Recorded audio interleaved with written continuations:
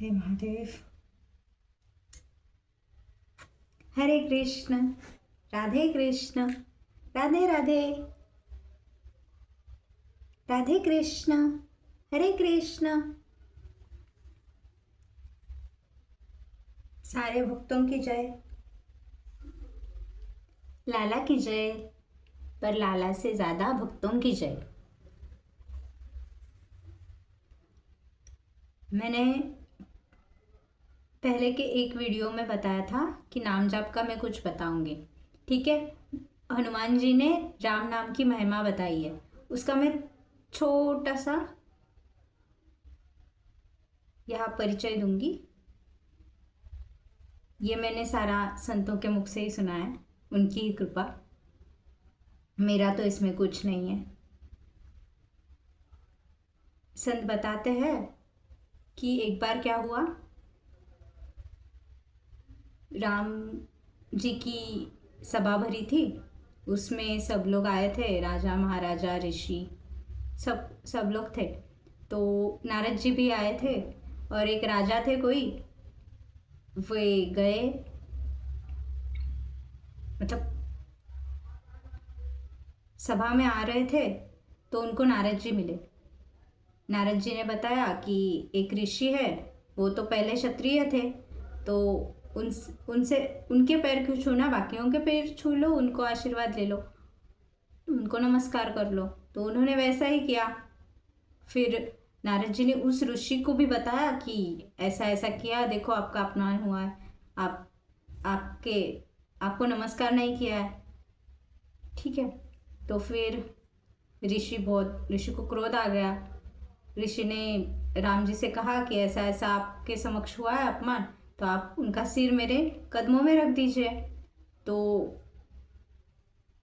राम जी ने प्रतिज्ञा ली कि शाम तक आपके पैरों में सिर होगा। तो नारद जी फिर उनके पास नहीं, वो राजा नारद जी के पास गए और बोला कि आपने ही बोला था इसलिए नहीं किया, अब आप ही मेरे को कोई उपाय दीजिए। तो फिर नारद जी लेके गए उनको अंजनी माता के पास। अंजनी माता से उन्होंने पहले वचन ले लिया कि ऐसे ऐसे कोई हमें मारने वाला है, आप हमें बचाने का वचन दीजिए। अब वचनबद्ध हो गई माता। माता ने बोला ठीक है, आपने आपको वचन दिया है तो हनुमान जी करेंगे ही करेंगे, आपको बचाएंगे ही, आपको वचन दिया है। तो उन्होंने हनुमान जी को बुलाया और बताया वो सब हुआ है, सारी घटना। हनुमान जी ने पहले पूछा ये भला मानुस कौन है जो आपको मारने वाला है।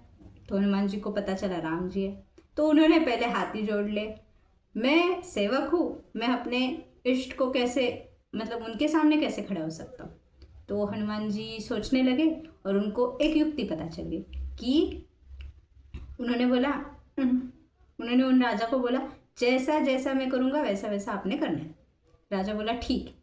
राजा को लेके गए, बिठाया एक सर्कल में और राम नाम संकीर्तन करने लगे। और इधर शाम होने आ रही थी तो राम जी ने अपना अमोघ अस्त्र चलाया, पर अमोघ अस्त्र विफल हो गया। पर अमोघ अस्त्र कभी विफल होता ही नहीं। राम जी को प्रश्न पड़ गया। तो फिर राम जी चले वहाँ पे, देखा तो वो राजा और हनुमान जी राम नाम का कीर्तन कर रहे थे। तो उन्होंने बोला मेरे नाम का कीर्तन कर रहे हैं तो मेरा अमोघ अस्त्र भी उनके सामने विफल है, ठीक है। तो इससे अभी कोई कोई लोग कहते हैं, मतलब मैं भी बचपन में कहती थी कि मैं कैचा नारद, मराठी में बोलते हैं कैचा नारद, और मैं सच में उनसे, मतलब ऐसे लगता था कि वही सब ऐसा सब करवाते हैं ऐसे सब, पर नहीं। नारद जी तो गुरु है, उन्होंने राम नाम की महिमा प्रकट की है इस पूरे वाक्य से। तो उनको ऐसा ना सोचे कोई, वे गुरु है, वो अग्रगण्य है सारे वैष्णव के, ठीक है। तो इससे मैं ये बोल रही थी, वो तो राजा था, उसने बाकी कोई अपराध किया ही नहीं था। एक सूक्ष्म अपराध किया था कि उनके पैर नहीं छुए, तो उनको अमोघ अस्त्र राम जी ने चलाया है। आपने सिर्फ इसी जीवन काल में क्या क्या किया है याद करो, खुद अपना अपना याद करो, इतने सारे पाप आपको याद आएंगे कि एखादा तो ऐसा ही होगा कि आप भी क्षमा नहीं करते अगर आपके सामने दूसरे ने किया होता। तो अब इतने सब कुछ समझ में आ गया, इतने सारे पाप दिख गए अपने जीवन के इस। अभी सोचो ऐसे आपके कितने हजारों जन्म हुए हैं, तो आपने पाप कितने करके रखे होंगे। अगर ये सब किसी ने राम जी को बताया, मतलब उनको तो पता ही होता है वैसे तो, और अगर उन्होंने अमोघ अस्त्र छोड़ा तो अब बचने वाले हो क्या? अरे हमने पाप इतने किए हैं कि अमोघ अस्त्र से क्या किसी से भी हम बच नहीं सकते, यमराज से भी बचने की हमारे अंदर सामर्थ्य नहीं है। अमोघ अस्त्र से राम जी तो अमोघ अस्त्र लेके पीछे ही पड़ जाएंगे। ऐसा सोचो, विजुअलाइज करो कि अपने पाप कितने हैं, और ऐसे एकांत में बैठो, सोचो कि कितने पाप है, इतने इससे भी ज़्यादा हमने पिछले जन्म में किए थे। अगर राम जी को पता चला तो वो तो अमोघ अस्त्र बिल्कुल छोड़ेंगे। तो इसी बात को लेकर ऐसे सोचो कि वो सच में अपने पीछे अमोघ अस्त्र लेके खड़े हो। अब नाम जाप करना शुरू करो, क्योंकि वही एक चीज़ है जिससे अमोघ अस्त्र भी विफल हो सकता है। बाकी कोई चीज़ नहीं है जो आपको इस संसार से बचा सकती है। और पर हाँ, ये बात भी सही है कि राम जी तो बहुत दयालु है, वो ऐसा करेंगे नहीं, क्योंकि कितने भी हजारों हमने जन्म ले लिए फिर भी वे हमारे प्रति दयावान ही होते हैं, हमें बार बार बार बार मौके देते हैं।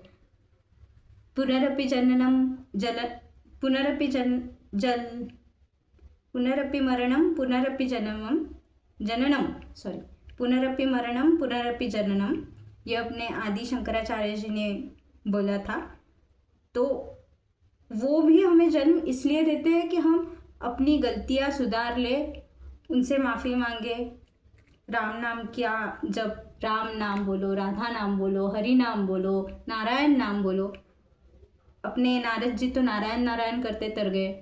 अपने प्रहलाद जी, वो तो इतना सा छोटा सा बालक, सिर्फ हरि नाम से उन्होंने तो नरसिंह भगवान को प्रकट किया। हम तो उतना नहीं, पर एटलीस्ट इतना तो कर सकते हैं कि हम रोज़ नाम रट सकते हैं। सच में विजुअलाइज करो कि राम जी सच में पीछे खड़े हैं और उनके हाथ में बाण है, और अपने पापों को याद करो। सच में आप राम नाम जाप करने लग जाओगे, करने लग जाओ। हे महादेव कृपा कीजिए। भक्तों की कृपा से, संतों की कृपा से मैंने इतना बोला, उनको धन्यवाद, बहुत बहुत धन्यवाद।